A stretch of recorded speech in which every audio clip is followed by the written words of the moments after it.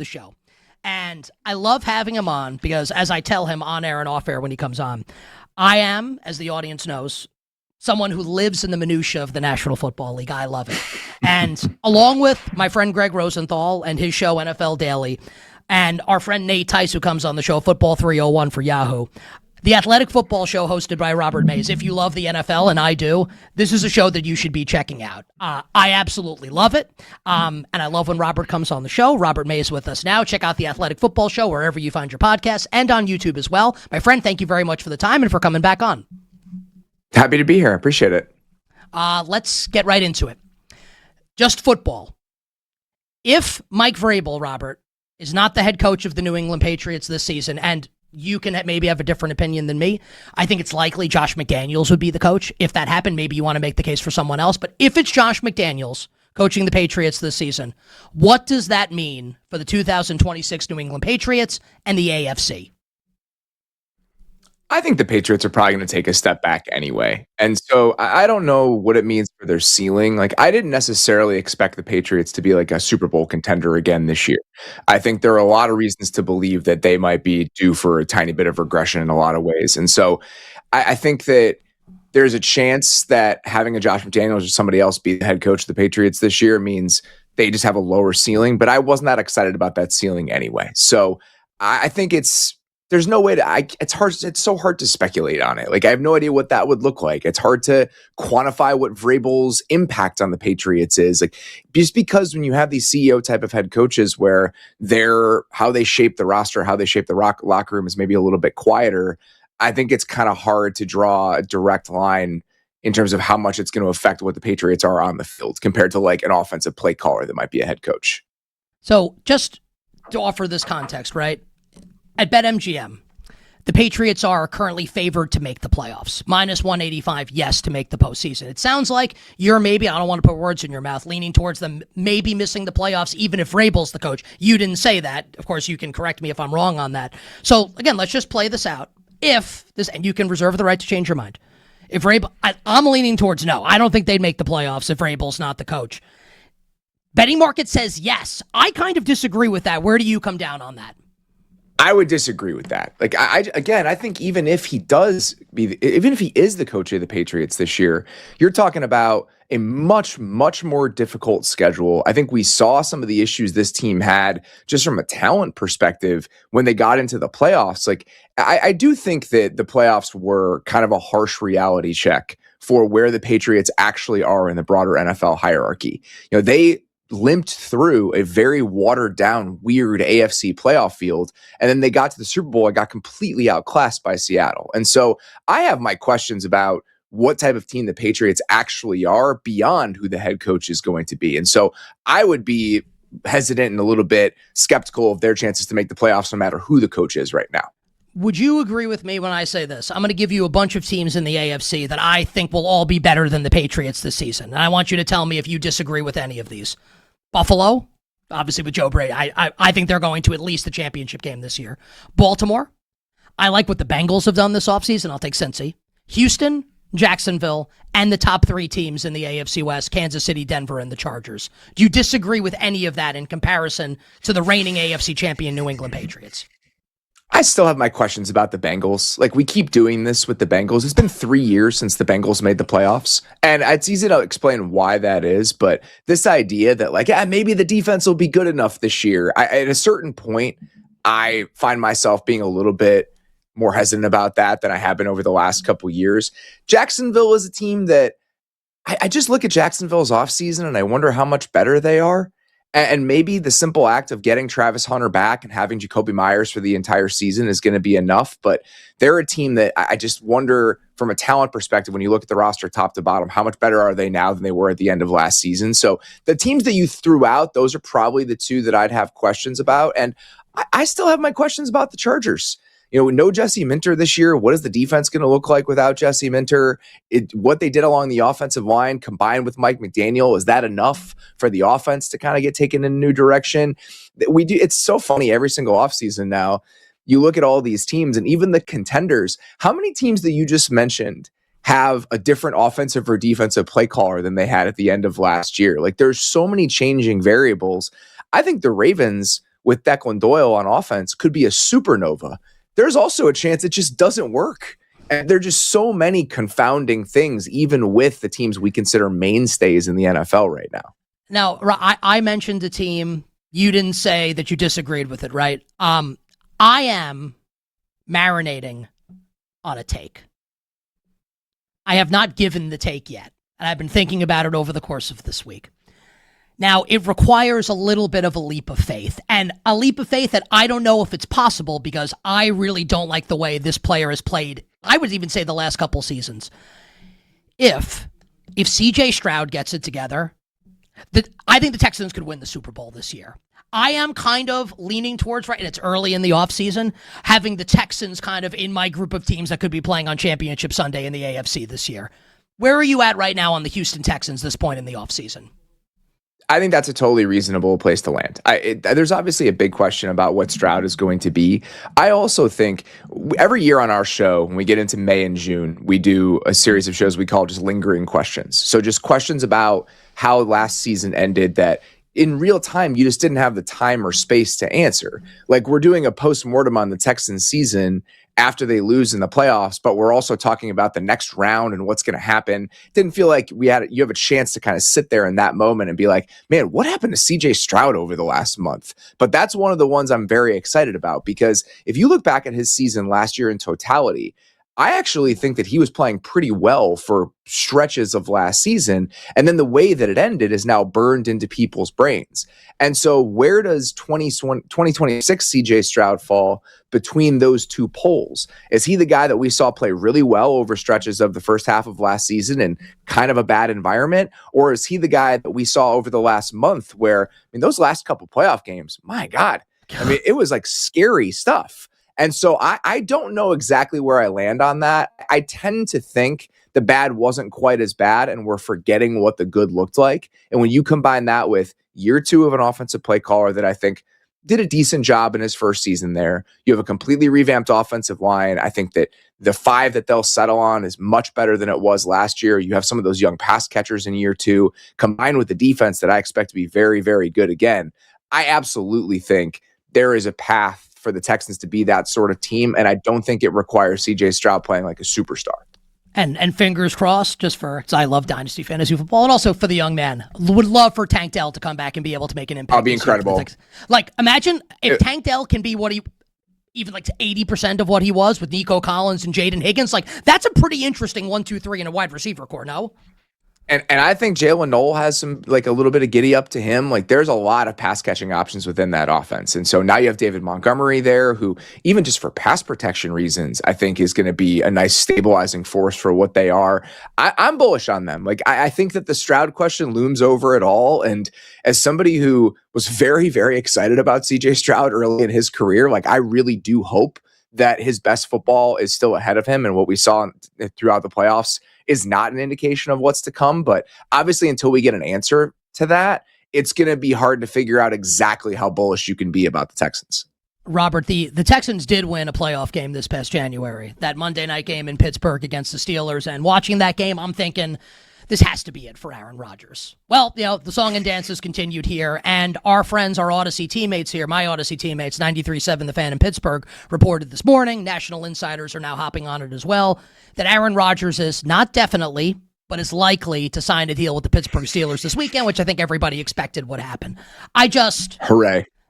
Like, my thought has been, I think we're going back to the 80s, which was a terrible decade for the Steelers with what they've done here. Lay it out. I know your thoughts because I listened to your show, but lay it out for the audience here. If and when Rodgers signs this deal, your expectations for the Steelers, both this year and what it signals moving forward.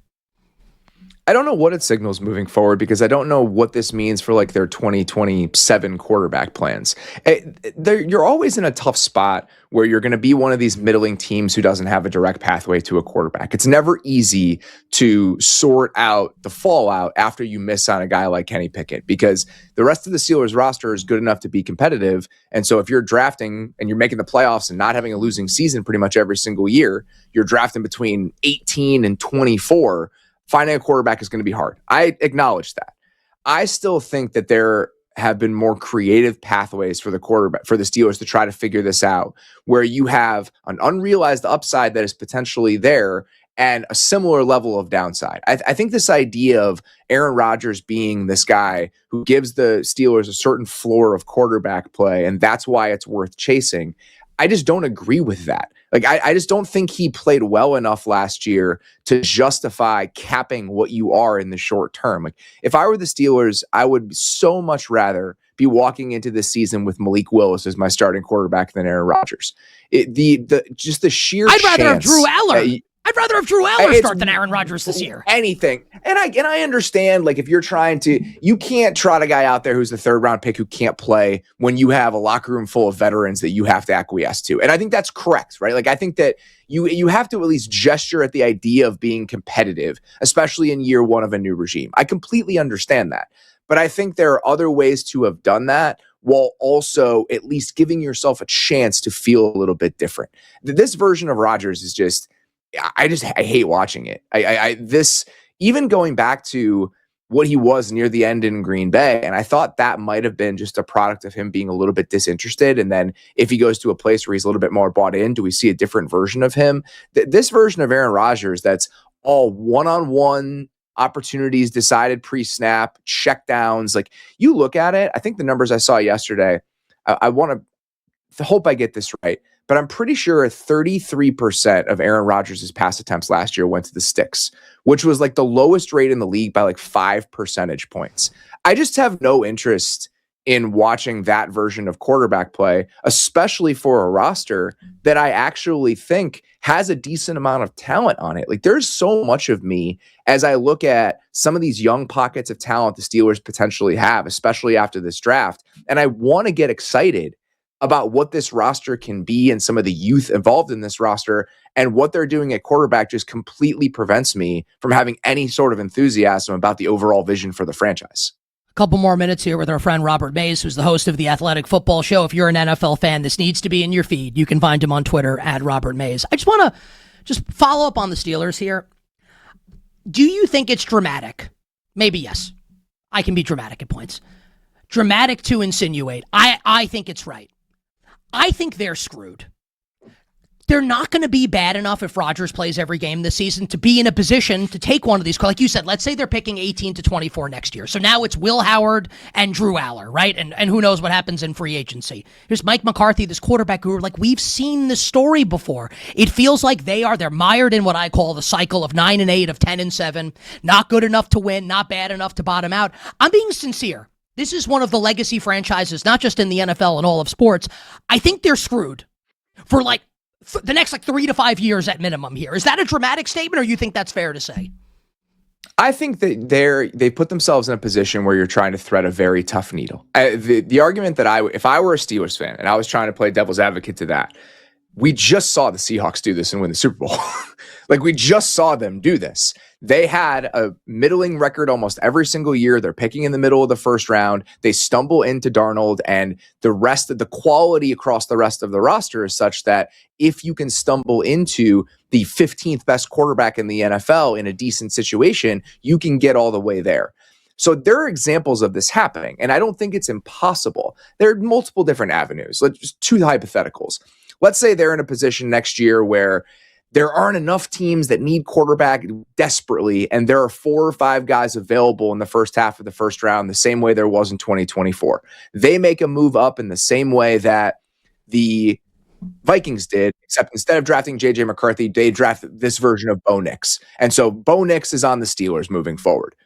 That's workable. Like that, there's enough talent on the roster where you can theoretically be a competitive team if that happens. But how many different things need to go right for you to be in that position? And the veteran quarterback market, let's just say Baker Mayfield doesn't re-sign with the Bucs. Baker Mayfield is a free agent next year. You can give Baker Mayfield a version of the Sam Darnold contract. The offensive line that's full of really young, exciting players is even better than you would have hoped. The DK Pittman, Jeremy Bernard thing comes together. You get one last gasp from the defensive guys with Patrick Graham, and you're one of those teams again. I do think that's possible. I just think that it's really, really difficult to thread either of those needles, and that's the position the Steelers have put themselves in. My final question for you, Robert, and appreciate the time. You know, I think about the National Football League, much to my wife's chagrin, like a great deal.